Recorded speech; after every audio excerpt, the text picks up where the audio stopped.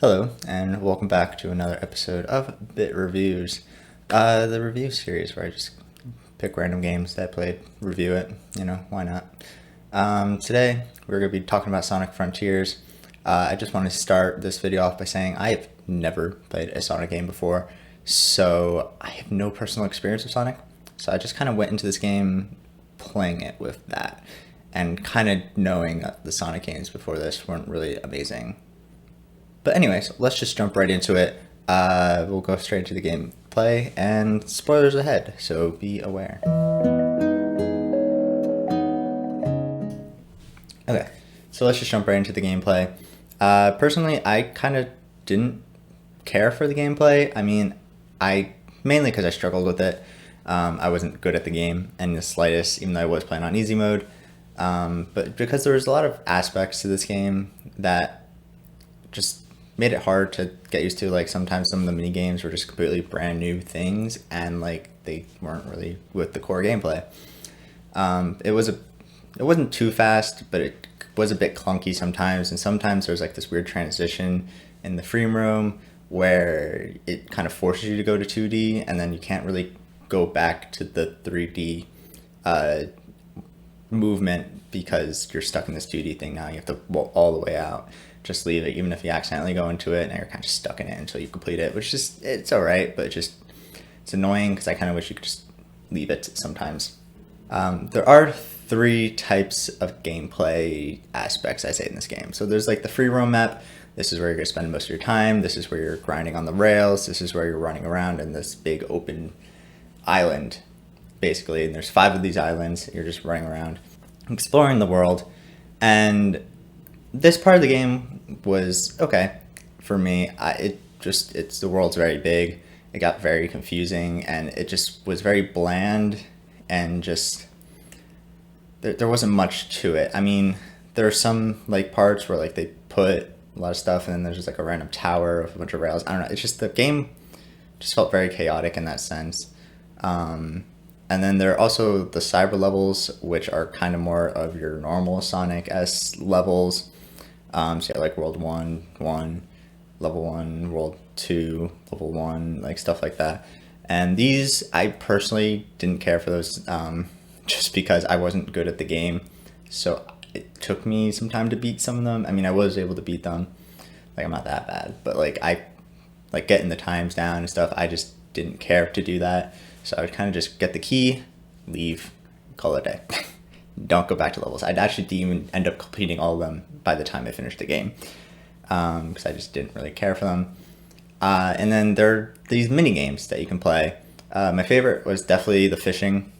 You can just play that all day. It's very basic. You just click, fill up a ring, and then you catch a fish. And I think they had a very good broad collection of fish. But I like fishing in any game, so of course I was really glad to see the fishing. I do wish the coins used for fishing though kind of was less luck based with getting them. There was one scattered around the islands, but they weren't that common. And then there was this random event where like you can collect a bunch of coins, and they were good, but it just wasn't, it was just very random. And sometimes the event is not that common either, so like you have a chance of getting 10 coins and then one time I got like 300 coins. So I'm like, why is it such a wide range of coins that I'm getting? But getting that 300 coins, I didn't really need to get more after that, so that was kind of nice.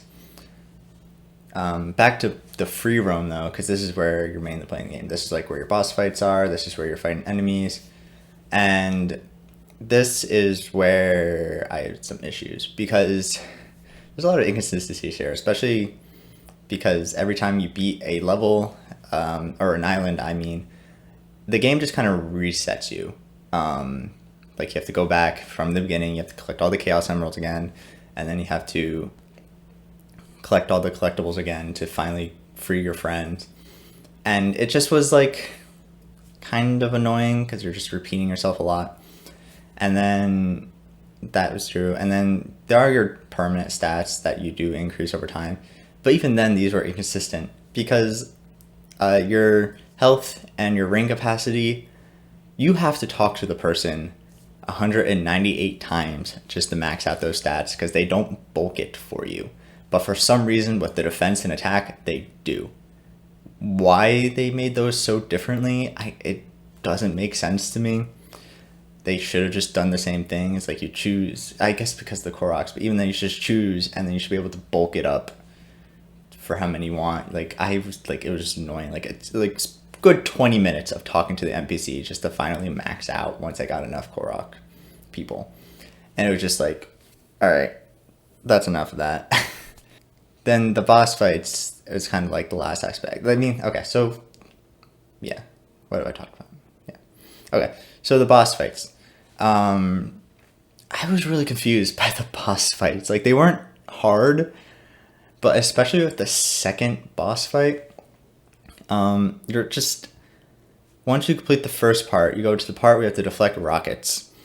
And then after you deflect the rockets, I felt like I didn't know what to do after that because like you would go up to the person and then just felt like luck based or completely random that it would allow you to attack the thing afterwards. Like I didn't know if you were supposed to dodge the swipe or deflect the swipe. Like I tried multiple times and like it felt completely random when I successfully done it or when I done it. Like it was weird. I don't know how to properly do it, and it took me like a good 40 minutes just to fight the second boss because I couldn't figure that out.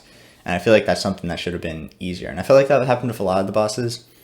Like what you could deflect, what you could dodge, what you can attack wasn't really clear. It's kind of just you're going at it with like full on attacks. And none of the boss fights were hard in particularly. It was just, I mean, I was playing on easy mode, my bad.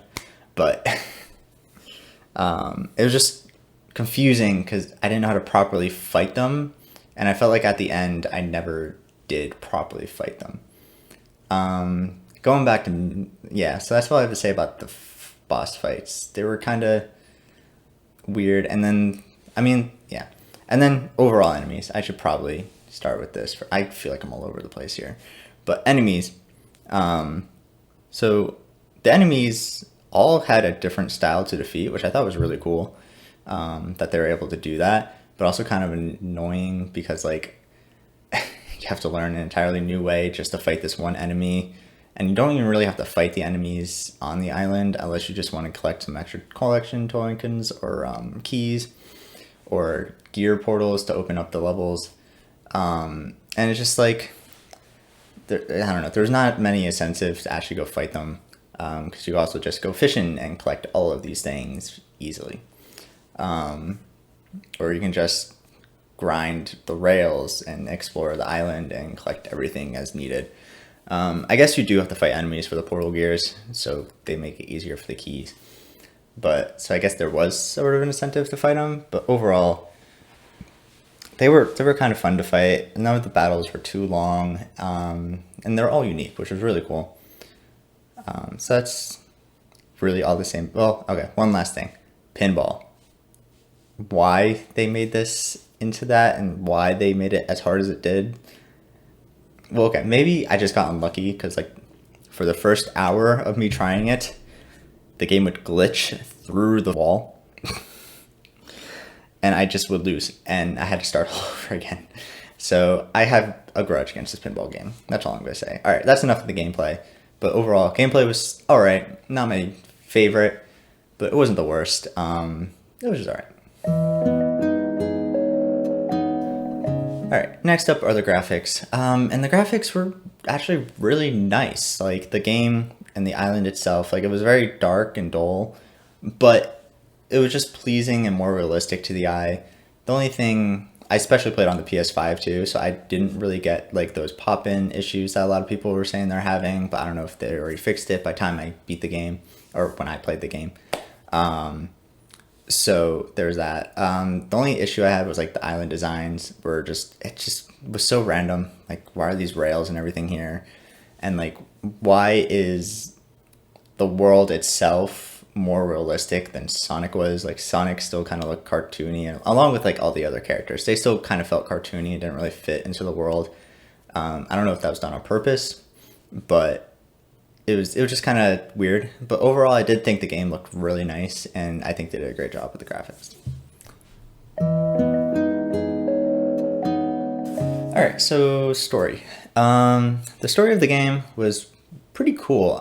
It's kind of complicated at first. Like, I feel like you have to really go find, I mean, besides like the main story that you follow, like there's a lot of small things to help you have to find that I just didn't find to help you really understand it.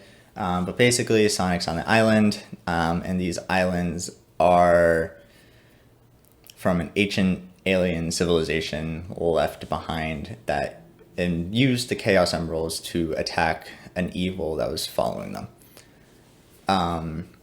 And basically, Dr. Eggman is trying to tap into this energy to rule the world like he always does. But he ends up getting trapped into cyberspace himself, which is a whole other universe, I think, that they just kind of created or something.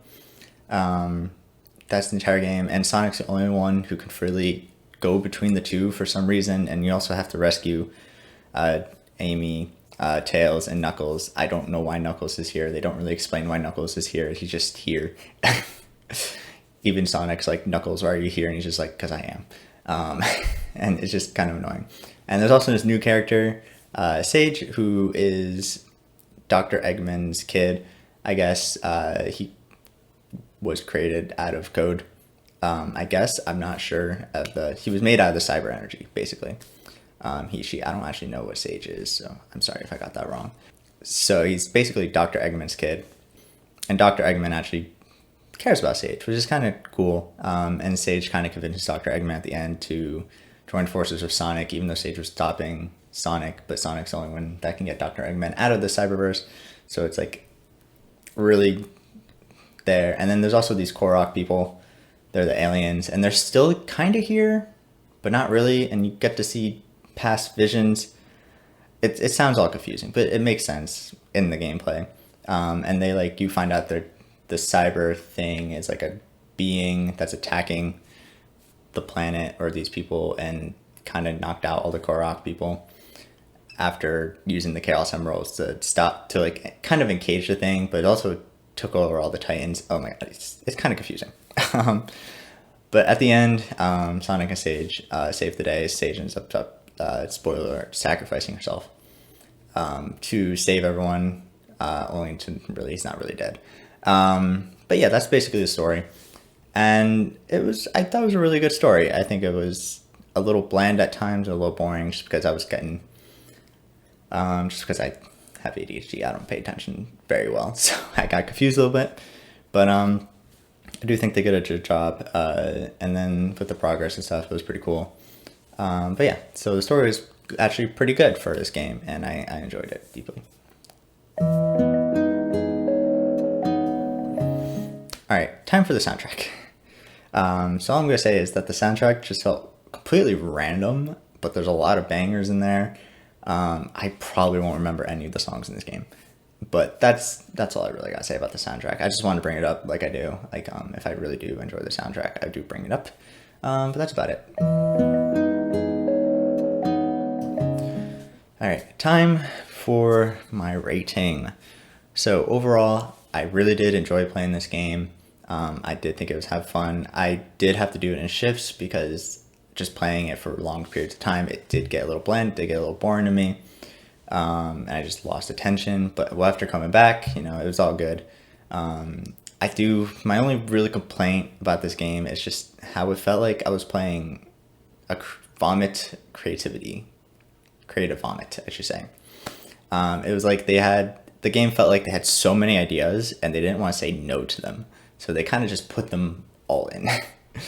And besides the story, the story is the only thing that felt like was fully planned through and no, this is what we're going to do.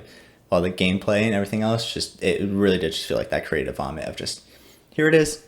Here's everything we planned. We didn't say no to anything. Here it is. And it was just the game just felt so random at times besides the story. But the story definitely did hold strong for this game. I did think it was one of the great points of this game. So overall, I'm going to give it a 5.6 out of 8. And yeah, that's about it. Hope you guys enjoyed, and I'll see you guys in the next one.